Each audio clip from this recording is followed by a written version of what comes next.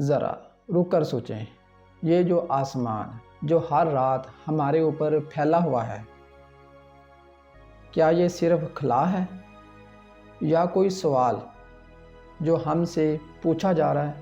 ہم ستاروں کو دیکھتے ہیں، کیا کبھی ہم نے یہ سوچا کہ یہ ترتیب اتفاق ہے یا کسی عقل کا نقشہ ہے؟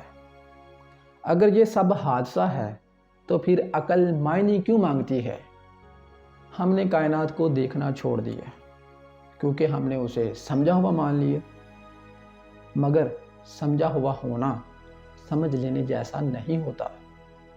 یہ کائنات شور نہیں کرتی، یہ اشارہ دیتی ہے، اور آپ کو معلوم ہے اشارے تو عقل والوں کے لیے ہوتے ہیں۔ اگر ایک گھڑی وقت بتاتی ہے تو کیا یہ کائنات کسی ارادے کی خبر نہیں دیتی؟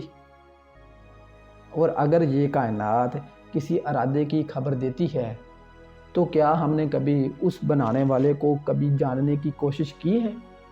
خدا نے انسان کو آنکھیں اس لیے نہیں دی کہ وہ اسے بند رکھے، اور خدا نے انسان کو عقل اس لیے نہیں دی کہ وہ سوال نہ کرے۔ میں بس اتنا کہوں گا، خدا کی تخلیق اتنی کمزور نہیں ہے کہ وہ ہمارے سوالات سے ٹوٹ جائے۔ یہ سلسلہ ان کے لیے ہے جو ماننے سے پہلے سمجھنا چاہتے ہیں اور سمجھ لینے کے بعد ماننے سے نہیں ڈرتے۔ یہ ویڈیو اس چیپٹر کا انٹرو نہیں ہے، بلکہ یہ تو ایک سوال ہے، اور وہ سوال کائنات کی زبان ہے۔